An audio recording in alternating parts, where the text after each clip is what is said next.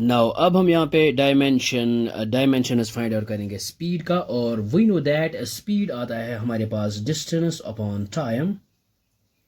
We know that speed is equal to distance upon time, और distance हमारे पास length होती है, ये आएगा l, और टाइम ये है t, और इसका जो है डायमेंशन, स्पीड की जो डायमेंशन आएगी वो आएगा हमारे पास इन टर्म्स ऑफ m, यहाँ पे आएगा 0 डायमेंशन, और लेंथ यहाँ पे पावर आएगा 1, और यहाँ पे t का जो पावर है वो है +1, लेकिन जब इसको न्यूमरेटर में ले आएंगे ये आएगा t⁻⁻1।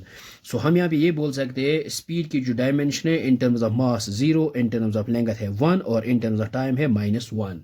सो नेक्स्ट लेते हैं वेलोसिटी। सो वेलोसिटी आता है बराबर, वी नो दैट ये आता है डिस्प्लेसमेंट अपॉन टाइम,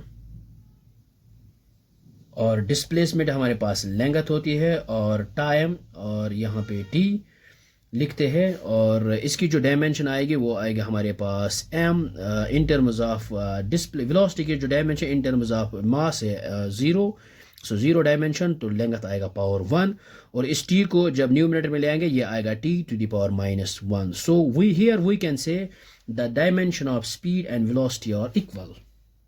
सो ये हमने यहाँ पे लिखा है CTM cross memory, dimension of speed is equal to dimension of velocity. So next लेते हैं फ्रीक्वेंसी। सो ये हमने यहाँ पे ली है नेक्स्ट फ्रीक्वेंसी, और वी नो दैट फ्रीक्वेंसी आता है 1 डिवाइड बाई टाइम पीरियड। सो ये आएगा 1 डिवाइड बाई टाइम, ये आएगा t, और इसकी जो डायमेंशन आएगी इन टर्म्स ऑफ m ये आएगा m0, और फिर है लेंथ ये आएगा 0, और टाइम इसको जब न्यूमरेटर में ले आएंगे ये आएगा t⁻⁻1। सो अगर हम फ्रीक्वेंसी की बात करेंगे तो dimension in terms of mass है 0, लेंथ है 0, और टाइम है -1। सो नेक्स्ट हम लेते हैं एक्सेलरेशन। सो ये मैंने यहाँ पे लिया एक्सेलरेशन, और we know that it is the ratio of velocity upon time. So velocity का ऑलरेडी हमने यहाँ पे डायमेंशन फाइंड आउट किया है, ये आएगा यहाँ पे L1 t⁻⁻1 इसकी डायमेंशन, और यहाँ पे आएगा t टाइम, और ये आएगा इसकी जो dimension in terms of mass ये आएगा 0, और लेंथ की बात करेंगे ये आएगा L⁻1, और ये जो है टाइम इसका जो पावर है 1 है, तो जब हम न्यूमरेटर में ले आएंगे ये आएगा t⁻2, बिकॉज ये ऑलरेडी t⁻1, और जब इसको न्यूमरेटर में ले आएंगे ये आएगा t⁻1। So base are same, ये जो है पावर इनको हम यहाँ पे ऐड करते हैं, -1 ये आएगा -2, सो ये आएगा t⁻²।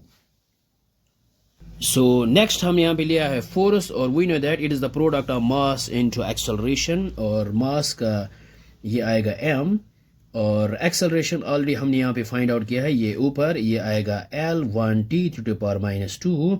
सो इसका जो ये आएगा डायमेंशन ये आएगा m⁻1 और L⁻1 एंड t⁻²।